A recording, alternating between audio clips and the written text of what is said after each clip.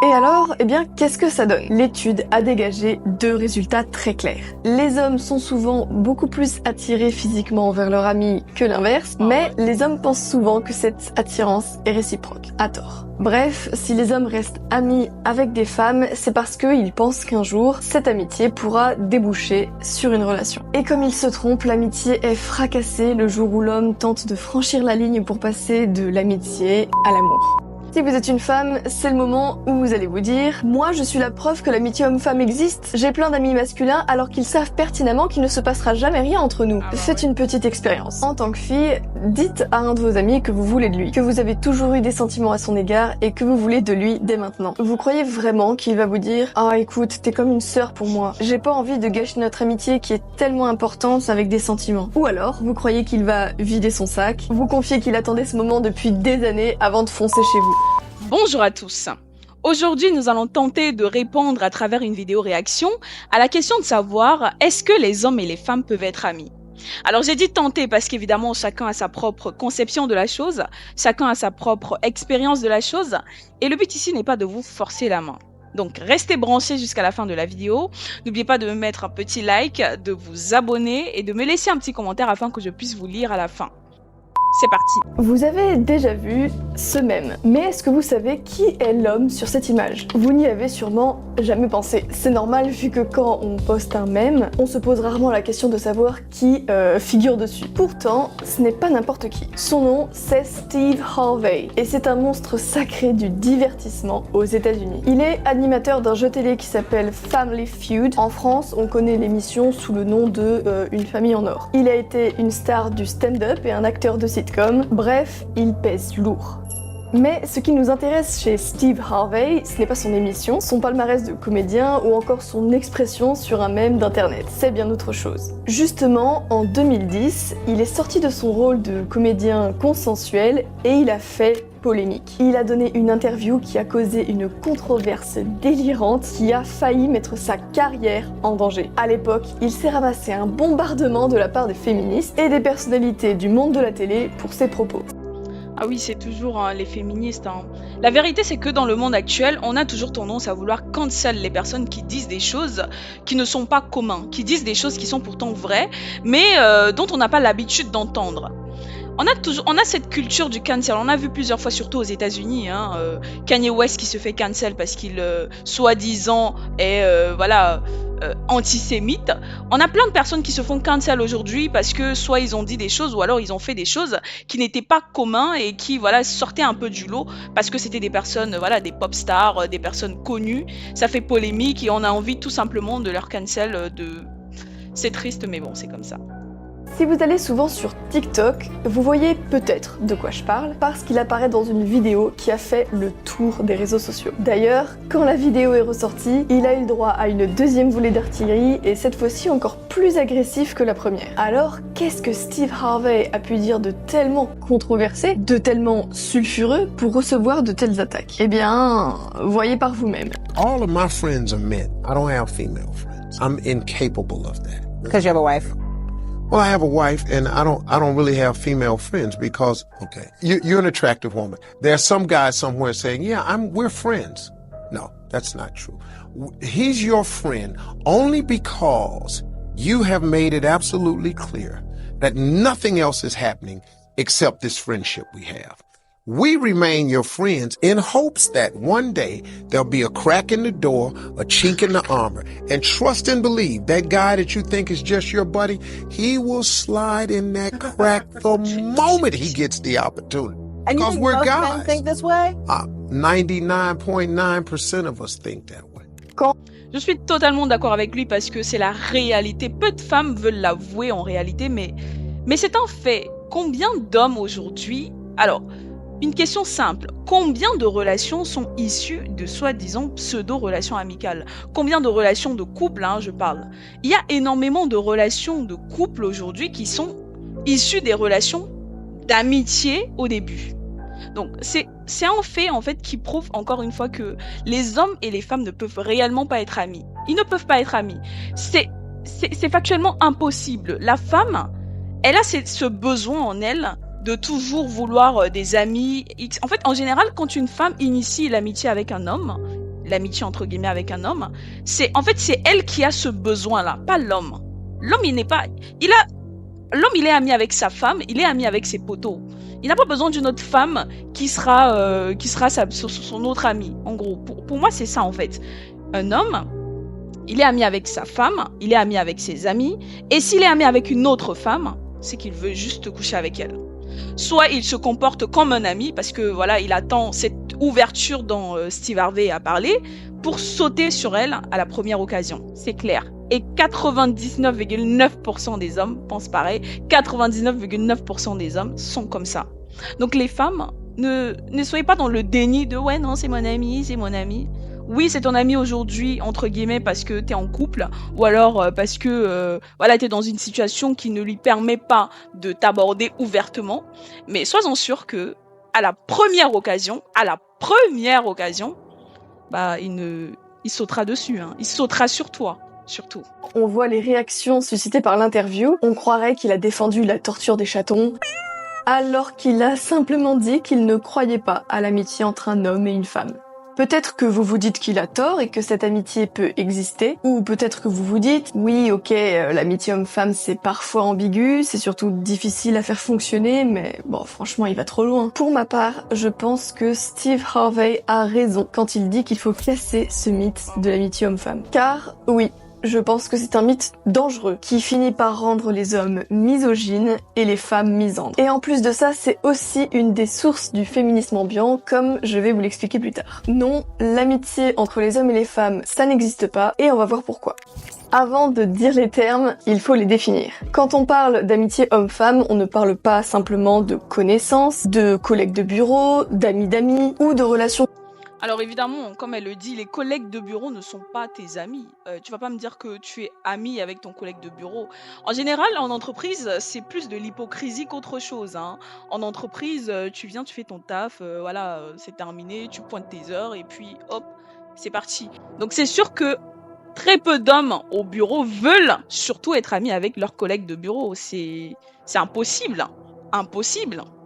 Superficielles comme de simples camarades de promo à la fac. Ces relations entre hommes et femmes existent évidemment. Des collègues de bureau peuvent interagir de façon amicale sans avoir d'arrière-pensée. Il ne suffit pas que des gens partagent un bureau pour qu'ils commencent à se sauter dessus immédiatement, ok. Mais quand on parle d'amitié, on parle d'autre chose. On parle d'une relation très proche, qui est intime sur le plan émotionnel, mais qui reste purement platonique sur le plan physique. Finalement, l'amitié, c'est quand on peut tous dire, mais qu'on n'a pas envie de coucher ensemble. Et si on prend cette définition, vous allez voir que les scénarios où vous avez une relation entre un homme et une femme, à la fois intime émotionnellement, mais aussi physiquement platonique, ça n'existe pas. Mais surtout, on va comprendre pourquoi.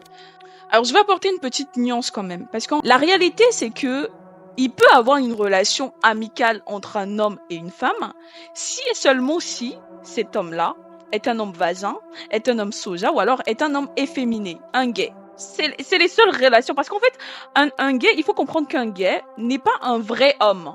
Un gay, c'est un homme physiquement, mais mentalement, il est efféminé. Donc, il peut facilement s'entendre avec une femme qu'avec un homme. C'est pourquoi vous remarquerez que les gays, en général, sont plus proches des femmes que des hommes, parce que ils se sentiront comme des intrus, ils se sentiront pas à leur place quand ils seront avec des vrais hommes qui dégagent la masculinité en eux-mêmes. Je sais pas si vous comprenez. Donc c'est le fait, donc oui, les hommes peuvent, ce genre d'homme en tout cas, peut être ami avec une femme, encore une fois tout simplement parce que il y aura pas ce besoin de sexe et parce que c'est pas un vrai homme. Alors, est-ce que c'est elle ou c'est lui qui sabote l'amitié? Ça, c'est une vraie question. En 2012, des chercheurs de l'université de Wisconsin ont mené une étude sur le sujet de l'amitié homme-femme. Ils ont tenté de répondre à une question simple. Dans ces amitiés, est-ce qu'il y a de l'attirance physique entre ses amis? Et si oui, est-ce que c'est un avantage ou un fardeau? Les chercheurs ont sélectionné 88 paires d'amis. Ils ont été séparés et on leur a posé des questions. Ils ont ajouté une excellente idée. Faire jurer aux amis de ne jamais discuter entre eux des réponses qu'ils ont données pendant l'étude. Comme ça, personne n'évite de donner une une réponse honnête qu'il ou elle pourrait regretter plus tard. Et alors, eh bien, qu'est-ce que ça donne? L'étude a dégagé 2 résultats très clairs. Les hommes sont souvent beaucoup plus attirés physiquement vers leur ami que l'inverse, mais les hommes pensent souvent que cette attirance est réciproque, à tort. Bref, si les hommes restent amis avec des femmes, c'est parce qu'ils pensent qu'un jour, cette amitié pourra déboucher sur une relation. Et comme ils se trompent, l'amitié est fracassée le jour où l'homme tente de franchir la ligne pour passer de l'amitié à l'amour. Comme quoi, en fait, ce besoin d'amitié émane de la femme. Pour lui, c'est inconcevable. Je parle bien des vrais hommes, hein. Je parle pas des gays, encore une fois. Donc quand il voit ça, pour lui, c'est inconcevable d'être ami avec une bombe comme ça et de pas pouvoir gratter un petit peu, quoi. Oui, il pourrait être attentionné, l'écouter de temps en temps quand elle viendra rigoler ou alors lui parler de ses problèmes de couple. Mais j'ai envie de vous dire qu'il pourrait être saoulé souvent. Mais il résistera parce qu'il sait, il a son objectif. Il attend que cette relation battra les ailes pour apporter son épaule sur laquelle elle viendra pleurer. Et par la suite, vous connaissez la suite, hein. L'amitié homme-femme sans attirance, c'est un mirage, et l'attirance, c'est un fardeau. Mais d'où vient cet équilibre dans les amitiés entre les sexes? Selon les féministes ou la presse féminine, c'est une conséquence du méchant patriarcat. Il y a sans doute quelques relents de patriarcat dans la manière dont la société perçoit une relation homme-femme. Et ce patriarcat force les hommes à ne voir les femmes que comme des objets de désir sexuel. Ce n'est pas l'avis des auteurs de l'étude. Ils sont spécialistes de la psychologie. Moi, ce qui me dérange particulièrement avec les féministes, c'est elles veulent ignorer la réalité des faits. Elles veulent ignorer la nature même de l'homme. Il y a un fait qui fait que la femme est amenée à tomber enceinte. Donc elle est plus prudente sur les personnes qu'elle fréquente. Elle est plus prudente sur les hommes avec qui elle couche. Elle est plus prudente en fait dans tout. Alors que l'homme, je suis désolée, l'homme il tombe pas enceinte. L'homme il transmet la vie, il ne donne pas la vie. Alors que la femme, elle donne la vie. Et c'est un process qui peut s'étendre sur une année entière. Parce que je dis une année puisque il y a la période de grossesse, puis le postpartum qui est la période après grossesse, qui est aussi un process. Entre-temps, qui fait que la femme reste quelque part inapte, donc hors service. C'est un fait que les féministes ne veulent pas avouer, que les féministes... En fait, les féministes, elles vivent dans le déni. C'est pourquoi moi, je suis contrairement opposée à cette idéologie. Oui, à l'époque, elle voulait que les femmes puissent avoir accès à l'éducation, au travail. Oui, c'était très bien. On n'avait pas besoin, même en plus d'être féministe pour cela. Il fallait juste avoir un peu de bon sens pour se dire que les femmes sont aussi des êtres humains qui ont besoin, qui ont des aspirations, qui ont des envies, qui doivent aussi être quelque part avoir accès à certaines choses, tout comme les hommes. Mais il y a un fait que la femme c'est une femme et l'homme c'est un homme. On ne doit pas chercher à tout égaliser comme ça. Parce que dans la nature même, on n'est pas égaux sur cette terre. La nature fait que les hommes et les femmes ne sont pas égaux, tout comme les plantes. Il y a des plantes qui sont pas égales à d'autres plantes. Évolutionnistes, et selon eux, la réponse est beaucoup plus simple. Ce sont les différences biologiques entre les sexes qui empêchent l'amitié homme-femme d'être sincère. Les hommes ont... Encore une fois, les hommes et les femmes ne sont pas égaux. De par notre nature biologique, en tout en fait, on n'est pas pareil. Mentalement, psychologiquement, physiquement, on n'est pas pareil. Donc c'est pourquoi quelque part je suis contre les féministes qui veulent une certaine égalité avec les hommes. Les femmes, les hommes ne sont pas égaux. C'est un peu comme si toi tu voulais que le lion soit égal à l'éléphant. C'est pas possible. Pourtant ils sont des animaux. Le lion n'est pas l'éléphant. Tout comme l'homme n'est pas la femme. C'est pourtant simple en fait. Ont une libido plus élevée et doivent trouver le maximum d'occasions de se reproduire. Donc, ils recherchent du sexe. Les femmes sont plus faibles physiquement et particulièrement durant leur grossesse et donc recherchent de la protection. L'amitié homme-femme, ça n'existe pas parce qu'il y a une asymétrie. Dans ce genre de relation, c'est la femme qui recherche l'amitié, pas l'homme. Et c'est lui qui rend cette amitié difficile, voire impossible. C'est pour ça qu'il est quasiment impossible d'atteindre une vraie amitié entre un homme et une femme. À un moment donné, il y aura toujours une ambiguïté sexuelle qui n'existe pas entre deux hommes ou deux femmes. Et ça, on le voit déjà par rapport à la manière de se toucher. Vous êtes un homme et un de vos amis va très mal. Sa copine l'a largué, il a perdu son travail, bref, il est au bout du rouleau. Il n'est pas impossible que vous le preniez dans vos bras pour le réconforter. Et ce n'est pas ambigu. C'est une accolade qui envoie le message « Je suis là pour toi ». Mais si c'est une de vos amies qui est dans la même situation, ça devient immédiatement beaucoup plus ambigu. On se prend dans les bras, on se touche, ce sont des gestes qui sont intimes. Ça peut amener à un baiser par exemple. Il y aura toujours ce flottement, cette difficulté à accomplir le geste aussi franchement que si vous le faisiez avec un autre homme. Parce qu'instinctivement, on sait qu'il est possible que cette simple proximité sorte du simple réconfort et devienne de l'attirance. Plus généralement, cette pseudo-amitié ne dure que tant que le bonhomme en question n'a pas d'opportunité. On est potes jusqu'au jour où il pense qu'il peut franchir le pas. Et là, de deux choses l'une. Soit la relation devient romantique et on passe de l'amitié à l'amour, ça, c'est le moins probable. Ou alors, il tente le coup et il se fait emprisonner à jamais dans la friend zone. Soit il redevient comme un frère pour la fille, soit la relation est détruite. Dans les deux cas, c'est le même résultat, la relation d'amitié est cassée. Les femmes pensent que l'amitié homme-femme est beaucoup plus possible que les hommes. Est-ce que c'est de la naïveté ou du déni ? On aime bien vivre dans le déni comme ça parce que c'est plus facile d'accepter les choses dans ce sens que de voir la réalité en face. C'est un fait. Voilà. Si vous êtes une femme, c'est le moment où vous allez vous dire « Moi, je suis la preuve que l'amitié homme-femme existe. J'ai plein d'amis masculins alors qu'ils savent pertinemment qu'il ne se passera jamais rien entre nous. » Faites une petite expérience. En tant que fille, dites à un de vos amis que vous voulez de lui, que vous avez toujours eu des sentiments à son égard et que vous voulez de lui dès maintenant. Vous croyez vraiment qu'il va vous dire « Ah, écoute, t'es comme une sœur pour moi. J'ai pas envie de gâcher notre amitié qui est tellement importante avec des sentiments. » Ou alors, vous croyez qu'il va vider son sac, vous confiez qu'il attendait ce moment depuis des années avant de foncer chez vous.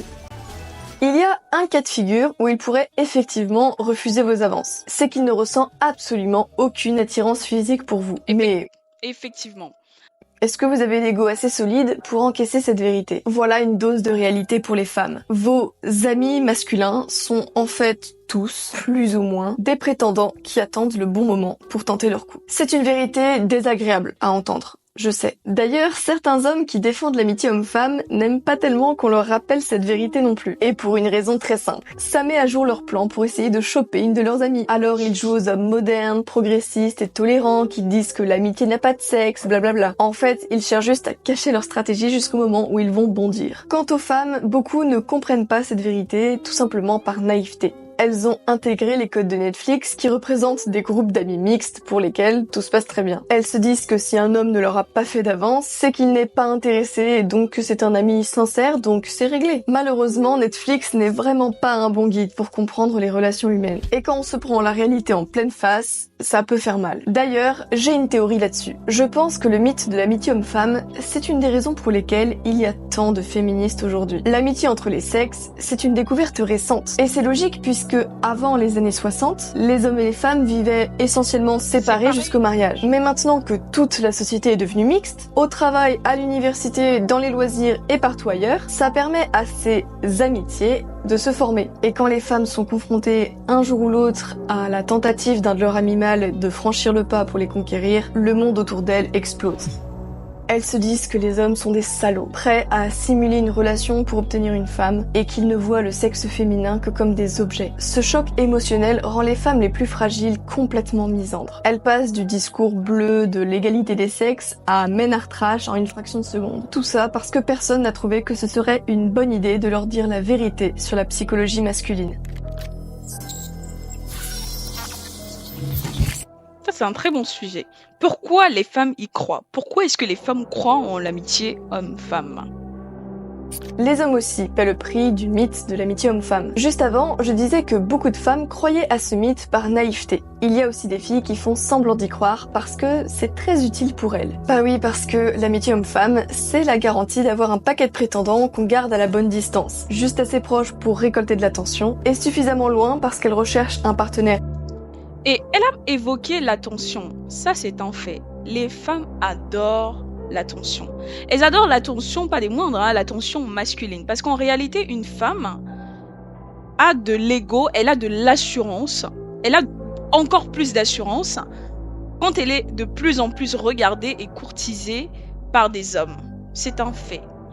Une femme ne se trouve belle que au travers des mots d'un homme. Une femme va se trouver de plus en plus belle parce que il y aurait 10, 20, 15 hommes qui lui ont dit qu'elle est belle. Je sais qu'il y a des femmes qui vont me tuer à cause de cette vidéo. Je sais que les femmes, elles vont être nerveuses dans les commentaires, mais c'est vrai ce que je suis en train de dire. Je dis, je suis une femme. Je suis une femme et ça, malheureusement, les femmes ne cherchent pas le fond des choses pour comprendre même. En fait, la réalité, c'est que la nature nous a fait ainsi. Nous sommes des êtres qui sont programmés à nous reproduire. C'est comme ça. Les hommes et les femmes sont programmés pour se reproduire. Et donc la femme, même sans le savoir, fait des actions qui feront en sorte que cette reproduction se fasse. Une femme se fait belle. Pourquoi? Pour attirer le regard des hommes qui vont la côtoyer. Ils se mettront ensemble, ils coucheront ensemble et ils auront des enfants. C'est ça le cycle de la nature. Nous sommes faits pour nous reproduire, pour inonder la terre, pour inonder l'univers. C'est ça. Dites-moi ce que vous en pensez dans les commentaires. Je sais qu'il y a plein de femmes qui seront pas d'accord, mais c'est comme ça. C'est comme ça. Alors encore une fois, je ne suis pas féministe, mais je ne suis pas contre les femmes. Ce serait con puisque je suis une femme moi-même. Je suis pour l'évolution de la femme, alors je dirais pas l'indépendance de la femme comme les féministes le disent, non. Je suis plus pour que la femme soit épanouie et l'épanouissement de la femme. Heureusement ou malheureusement, ça dépend de comment les gens le voient, mais pour moi, heureusement, est fait grâce aux hommes. Parce qu'une femme est faite pour être avec un homme. Une femme est faite, il suffit juste de regarder les féministes là, de voir à quel point elles sont aigries quand elles ne trouvent pas de partenaire avec qui faire des enfants plus tard, parce qu'elles auraient joué la féministe, elles auraient joué la femme non indépendante et tout et tout. Regardez comment elles sont aigries et elles sont seules. Une femme n'est pas faite pour être seule. Une femme n'aime pas être seule. Malheureusement, c'est la réalité, c'est comme ça.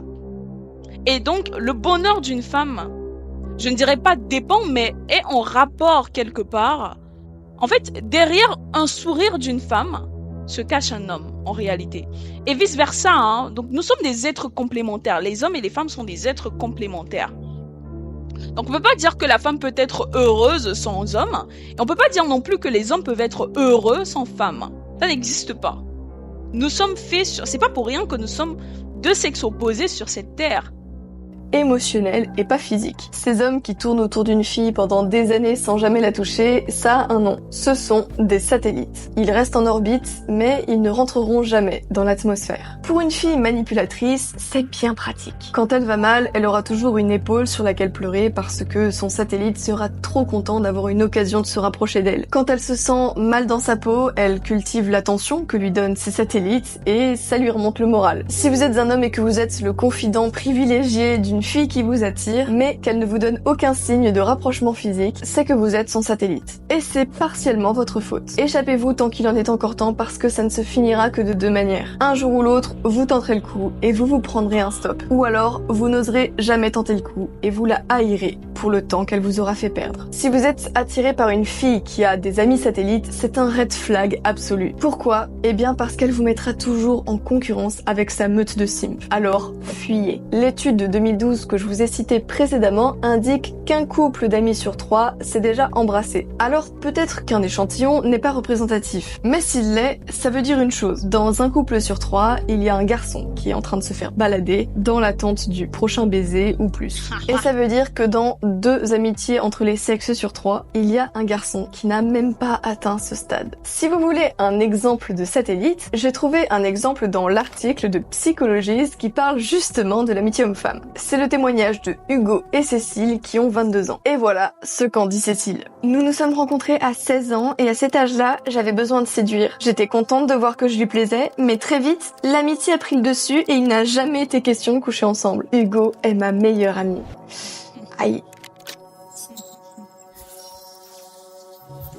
Mais alors, si l'amitié homme-femme est un mythe, est-ce que ça veut dire qu'il faut nécessairement séparer en permanence les sexes parce que ça finira mal? Pas du tout. Il faut simplement admettre une chose très simple. Quand un espace est mixte, il y aura mécaniquement une tension romantique entre les deux sexes. Ce n'est pas une mauvaise chose puisque ça permet de faire des rencontres. Et si vous avez vu ma dernière vidéo sur Tinder, je vous mets le lien juste là. Vous savez à quel point les jeunes générations sont affamées de relations romantiques. Donc ce qu'il faut, ce n'est pas une séparation, c'est simplement avoir des règles. Si vous êtes un homme, arrêtez de fantasmer sur le fait que votre amitié se transformera en conquête. Non seulement ça n'arrivera pas dans 99,9% des cas, mais si vous êtes dans les 0,01% pour qui ça marche, dites-vous qu'en passant par la case amitié, vous avez juste fait un détour inutile pour séduire une femme. Quand on est un homme, l'amitié, la vraie, c'est avec d'autres hommes. Pourquoi? Eh bien parce que c'est uniquement comme ça qu'on développe des qualités masculines rares et nécessaires. Si vous vous demandez de quoi je parle, je vais laisser Jacques Brel donner l'explication. Toi, en tant qu'homme qui aime le foot, tu penses qu'avec ton amie femme, vous allez parler de foot, vous allez parler de Lionel Messi, de Cristiano Ronaldo? Elle connaît même pas les équipes, elle connaît même pas les joueurs. C'est pas son truc, c'est pas son délire. Vous allez faire quoi en fait? Toi, en tant qu'homme, tu veux jouer à la PlayStation. Elle a envie de voir voilà, les Marseillais. Vous allez vous dire quoi en fait? Donc voilà, c'était la fin de cette vidéo. Dites-moi ce que vous avez pensé. Dites-moi ce que vous avez pensé de mes réflexions dans les commentaires.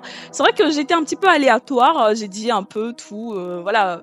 C'était pas forcément très structuré, mais voilà. Dites-moi ce que vous en pensez. Dites-moi si vous voulez encore plus de sujets dans ce sens sur les relations hommes-femmes. Donc voilà. Et bien que dire d'autre, on se dit à la prochaine pour une nouvelle vidéo. C'était Maëva.